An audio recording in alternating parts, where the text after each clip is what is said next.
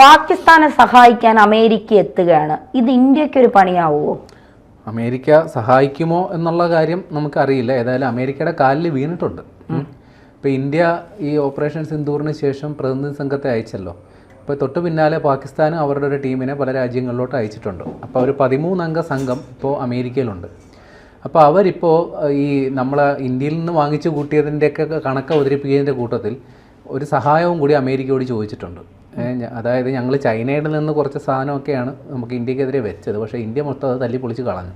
അപ്പോൾ പകരം വേണം. അതായത് ചൈനയുടെ വ്യോമ പ്രതിരോധ സംവിധാനങ്ങളെയാണ് പാകിസ്ഥാൻ ആശ്രയിച്ചിരുന്നത്. കൃത്യം പേര് പറയുകയാണെങ്കിൽ HQ-9, BHQ-16 ഈ രണ്ടുമായിരുന്നു പാകിസ്ഥാൻ വ്യോമ പ്രതിരോധ സംവിധാനമായിട്ട് ഉപയോഗിച്ചിരുന്നത്. അതായത് നമ്മൾ ഈ താഴത്ത് സെറ്റ് ചെയ്തിട്ട് റോക്കറ്റ് മേളിലോട്ട് അയക്കുന്ന ഒരു പരിപാടി ഉണ്ടല്ലോ.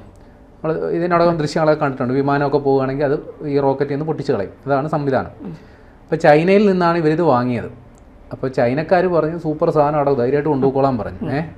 അതായത് അവർ ചൈന പറഞ്ഞത് 250 കിലോമീറ്റർ മുതൽ 300 കിലോമീറ്റർ വരെ പരിധിയിലുള്ള ഏത് സാധനം വന്നാലും ഇവൻ നോക്കിക്കോളും, കണ്ണുടച്ച് കൊണ്ടുപോകോളാൻ പറഞ്ഞു എന്ന് പറഞ്ഞു. പക്ഷേ ഇത് ചൈന സാധനമാണെന്നുള്ളത് ചിന്തിച്ചു. അവിടുത്തെ പിള്ളേർ കളിക്കുന്ന കളിപ്പാട്ടോടെ കൊടുത്തു വിട്ടത്. ഏതായാലും പാകിസ്ഥാൻ അത് കൊണ്ടുപോയി. അപ്പോൾ ഇന്ത്യയിൽ നിന്ന് നമ്മൾ ജെറ്റുകൾ, റാഫേൽ ജെറ്റുകളടക്കം അങ്ങോട്ട് ചെന്നു. പിന്നെ ബ്രഹ്മോസ് മിസൈലടക്കം അങ്ങ് ചെന്നു. പക്ഷേ ഈ ചൈന സാധനത്തിൻ്റെ സ്വഭാവം കാണിച്ചു. അത് അനങ്ങിയില്ല. ചുരുക്കി പറഞ്ഞാൽ ഈ നമ്മൾ ബ്രഹ്മോസ് മിസൈലുകളൊക്കെ അയച്ച് അവിടെ വലിയ രീതിയിലുള്ള സ്ഫോടനമൊക്കെ നടത്തി. ഇതുകൂടാതെ നമ്മൾ സ്കാൽപ്പ് മിസൈലുകളും അതും ഇതുമൊക്കെ അയച്ചു. ഇതെല്ലാം നമ്മൾ ലക്ഷ്യം കണ്ടു. അപ്പോഴും ഇത് ഈ ചൈന വ്യോമ പ്രതിരോധ സംവിധാനം അനങ്ങിയില്ല. അത് മാത്രമല്ല, നമ്മൾ അയച്ച സ്കാൽപ്പ് മിസൈലുകൾ വീണ് ഈ വ്യോമ പ്രതിരോധ സംവിധാനങ്ങൾ പലതും തകരുകയും ചെയ്തു. സ്വയം പ്രതിരോധിക്കാൻ പറ്റിയൊന്നുമില്ല, പൊട്ടിത്തെറിക്കുകയും ചെയ്തു. അപ്പോൾ ആകെ നാണക്കേടായി പാകിസ്ഥാൻ ഇപ്പോൾ ചൈനക്കാർ ഞങ്ങളെ പറ്റിച്ചെന്നാണ് പറയുന്നത്. അപ്പോൾ ചൈനക്കാർ ഇതിന് കൊടുക്കുന്ന മറുപടിയാണ് അതിലും രസം. ഇത് പണി അറിയാവുന്നവൻ്റെ ഈ പണി സാധനം കൊടുക്കണ്ടേ? ഇത് പണി അറിയാൻ മേലാത്ത ആരോ ഇത് ഉപയോഗിച്ചത് കൊണ്ടാണ് ഇത് പ്രവർത്തിക്കാതിരുന്നത്.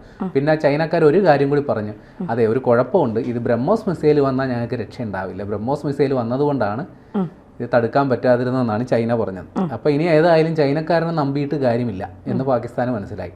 അതുകൊണ്ടാണ് ഇപ്പോൾ പാകിസ്ഥാൻകാർ നേരെ അമേരിക്കയുടെ കാലേ വീണേക്കുന്നത്. അപ്പോൾ അവിടെ ഈ 13 അംഗ സംഘത്തിൻ്റെ കൂടെ ഉണ്ടായിരുന്ന മുസാദിഖ് മാലിക്, അതായത് പ്രധാനമന്ത്രിയുടെ മുൻ വക്താവാണ്. അപ്പോൾ ഇയാൾ അവിടെ ഒരു പ്രസ് മീറ്റിൽ പോലെ ഇങ്ങനെ ഒരു പ്രസ്താവന നടത്തി. അതായത് ഇന്ത്യയുടെ ഇത്തരം മിസൈലുകൾ, ബ്രഹ്മോസും ഫൈറ്റർ ജെറ്റുകളൊക്കെ വന്നാൽ അതിനെ തടുക്കാനായിട്ടുള്ള സംവിധാനം ഞങ്ങളുടെ കയ്യിലില്ല. അതുകൊണ്ട് ദയവായി ഞങ്ങൾക്ക് നിങ്ങളുടെ വ്യോമ പ്രതിരോധ സംവിധാനവും വിമാനങ്ങളും മറ്റു ആയുധങ്ങളും ഒക്കെ തരണം എന്നാണ് ഇയാൾ പറഞ്ഞേക്കുന്നത്. അതായത് അവർ ലക്ഷ്യം വെക്കുന്നത് അമേരിക്കയുടെ പാട്രിയറ്റ് എന്ന് പറയുന്ന വ്യോമ പ്രതിരോധ സംവിധാനമാണ്. ഈ പാട്രിയറ്റ് അമേരിക്ക ഇന്ത്യക്ക് തരാൻ വേണ്ടി താല്പര്യപ്പെട്ടിരുന്നതാണ്. പക്ഷേ ഇന്ത്യ അത് വേണ്ടെന്ന് വെച്ചിട്ടാണ് റഷ്യയിൽ നിന്ന് S-400 എന്ന് പറയുന്ന സംവിധാനം വാങ്ങിയത്. ഇപ്പോൾ ഈ S-400 ഇന്ത്യ വാങ്ങുന്നതിൽ അമേരിക്കയ്ക്ക് എതിർപ്പുണ്ടായിരുന്നു. അമേരിക്ക പറഞ്ഞു ഞങ്ങളുടെ സംവിധാനം ഉള്ളപ്പോൾ നിങ്ങൾ എന്തിനാ അത് വാങ്ങാൻ പോകുന്നത്, അത് വാങ്ങിയാൽ നിങ്ങൾക്ക് ഉപരോധം ഏർപ്പെടുത്തും എന്നൊക്കെ ഭീഷണിപ്പെടുത്തിയിരുന്നു. അപ്പോൾ ആ ഭീഷണിയൊക്കെ അവഗണിച്ചുകൊണ്ടാണ് ഈ S-400 ഇന്ത്യ വാങ്ങിയത്. S-400 ഇവിടെ മര്യാദക്ക് പണിയെടുത്തു, നമ്മൾ ആ കാര്യത്തിൽ വിജയിക്കുകയും ചെയ്തു. പക്ഷേ പാകിസ്ഥാൻകാർ ചൈന സാധനം വാങ്ങിച്ചു വെച്ചു, 8ൻ്റെ പണിയും മേടിച്ചു. ഇപ്പോൾ അതിന് പരിഹാരം ഉണ്ടാക്കാൻ വേണ്ടിയാണ് ഇപ്പോൾ പാകിസ്ഥാൻകാർ അമേരിക്കയുടെ സഹായം തേടിക്കൊണ്ടിരിക്കുന്നത്. ഈ ചൈനയെ നമ്പരുത്, അത് ശരിയാണ്. ചൈന പാകിസ്ഥാനെ പറ്റിച്ചു എന്ന് തന്നെ പറയേണ്ടി വരും. കാരണം അവിടുത്തെ പിള്ളേർ നേരത്തെ പറഞ്ഞതുപോലെ തന്നെ അവിടുത്തെ പിള്ളേർ കളിക്കുന്ന കളിപ്പാട്ടമൊക്കെ കൊടുത്തിട്ട്, കാരണം പാകിസ്ഥാൻ ആയുധം കൊടുത്താൽ തിരിച്ച് പണം വേണ്ടേ? അത് കൊടുക്കാൻ ഇവന്മാരുടെ കയ്യിൽ 5 പൈസ ഇല്ല എന്നുള്ളത് ചൈനയ്ക്കറിയാം. പിന്നെ ഇവന്മാർ മണ്ടന്മാരുമാണ്.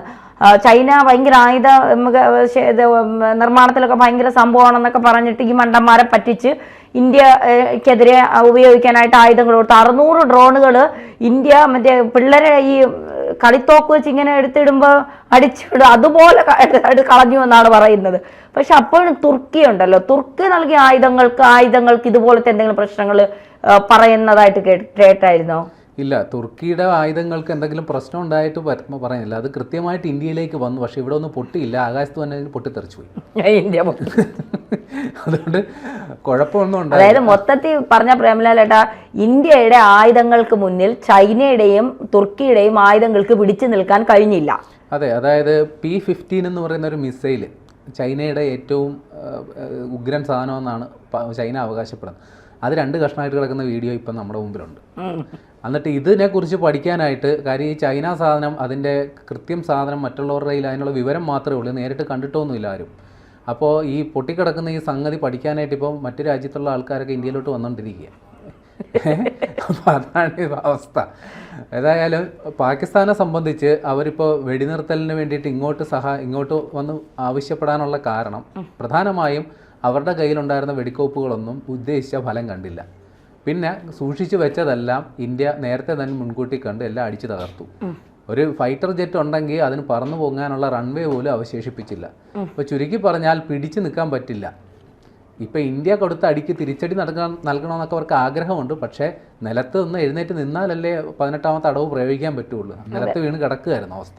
അപ്പോൾ ഈ ഒരു അവസ്ഥയിലാണ് പാകിസ്ഥാൻ ഉണ്ടായിരുന്നത്. അതുകൊണ്ടാണ് ഇങ്ങോട്ട് വന്ന് വിളിച്ചിട്ട് പറഞ്ഞു, ഞങ്ങൾക്ക് ഇനി യുദ്ധം ചെയ്യാൻ താല്പര്യമില്ല, വെടിനിർത്തലിന് സമ്മതിക്കണം.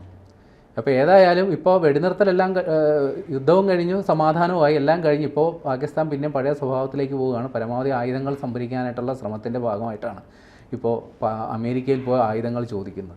നേരത്തെ തന്നെ ഇവർക്ക് ഈ സാമ്പത്തിക പ്രതിസന്ധിയുടെ കാര്യം പറഞ്ഞല്ലോ. അപ്പോൾ അവരതിന് പരിഹാരമായിട്ട് വേറെ മാർഗ്ഗങ്ങൾ കണ്ടെത്തുന്നുണ്ട്. ലോകബാങ്കിൻ്റെ സഹായം മേടിക്കുന്നുണ്ട്, ഏഷ്യൻ ഡെവലപ്മെൻറ്റ് ബാങ്കിൻ്റെ സഹായം മേടിക്കുന്നുണ്ട്. ഇതൊക്കെ പാവങ്ങൾക്ക് കൊടുക്കാൻ വേണ്ടിയിട്ടാണെന്നും പറഞ്ഞുകൊണ്ടാണ് ഈ പൈസ എല്ലാം വാങ്ങിച്ചു വെക്കുന്നത്. പക്ഷേ അവിടെ പട്ടാള ഭരണകൂടമാണുള്ളത്, സർക്കാർ വെറും നോക്കുകുത്തിയ. അപ്പോൾ ഈ കൊണ്ടുവരുന്ന പൈസ മുഴുവൻ ഇങ്ങോട്ട് താന്നും പറഞ്ഞ് അവരിയ്ക്കുക, പ്രതിരോധ ബജറ്റും കാണിച്ചുകൊണ്ട്. ഒരു പരമാവധി ആയുധങ്ങൾക്ക് ഒപ്പുകൂട്ടാനായിട്ട് സംഭരിക്കാനായിട്ട് അവരിങ്ങനെ നോക്കുന്നു.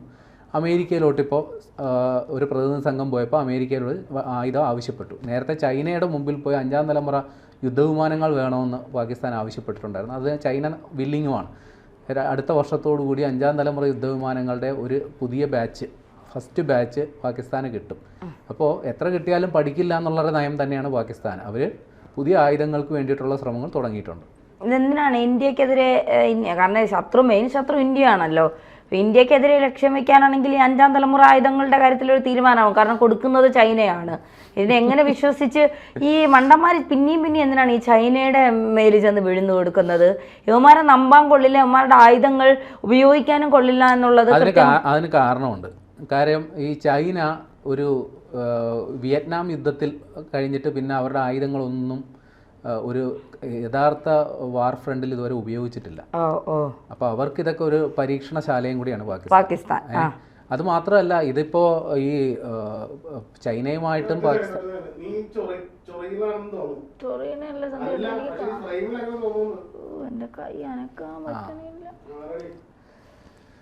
അപ്പോൾ പാകിസ്ഥാൻ എന്ന് പറയുന്നത് ചൈനയുടെ ഒരു പരീക്ഷണശാലയാണ്. അവരുടെ ആയുധങ്ങളുടെ ഫലപ്രാപ്തി എത്രത്തോളം ഉണ്ട് എന്നുള്ളത്. അപ്പോൾ അതിന് വേണ്ടിയിട്ട് അവരൊരു ഔദാര്യം കൂടി ചെയ്തു കൊടുക്കുന്നത്. ഇപ്പോൾ ഈ 5ാം തലമുറ യുദ്ധവിമാനങ്ങളെന്ന് പറഞ്ഞിട്ടുണ്ടല്ലോ, അത് 50% പകുതി വിലയ്ക്കാണ് കൊടുക്കാൻ പോകുന്നത്. അപ്പോൾ ഇതേപോലെ എന്ത് സാധനവും അപ്പോൾ ഇന്ത്യക്കെതിരെ അണിനിരത്താൻ പറ്റുന്ന ആൾക്കാരെ മുഴുവൻ അണിനിരത്തുക എന്നുള്ളത് ചൈനയുടെ ഒരു പ്രഖ്യാപിത നയമാണ്. അപ്പോൾ അതുകൊണ്ട് പാകിസ്ഥാനെ അവർ പരമാവധി വിത്തും വളവും നൽകി വളർത്തും. ബംഗ്ലാദേശിനെ കൂടെ കൂട്ടാൻ നോക്കും. പറ്റുമെങ്കിൽ ശ്രീലങ്കയെ കൂടെ നിർത്താനാണ് ഇപ്പോൾ ചൈന ശ്രമിച്ചുകൊണ്ടിരിക്കുന്നത്. അപ്പോൾ അതിനുവേണ്ടി ചൈന ഉദാരമായിട്ട് പാകിസ്ഥാനെ സഹായിക്കും. അവർക്ക് അതുകൊണ്ട് നഷ്ടമൊന്നുമില്ല. കാര്യം അവർ ചിലവാകാതെ വെച്ചിരിക്കുന്ന ആയുധങ്ങളിൽ പലതുമാണ് ഇപ്പോൾ കൊടുത്തുകൊണ്ടിരിക്കുന്നത്. അത് പലത് വീണ് പൊട്ടുന്നു, ചിലപ്പോൾ കയ്യിൽ നിന്ന് പൊട്ടിയെന്നും ഇരിക്കും.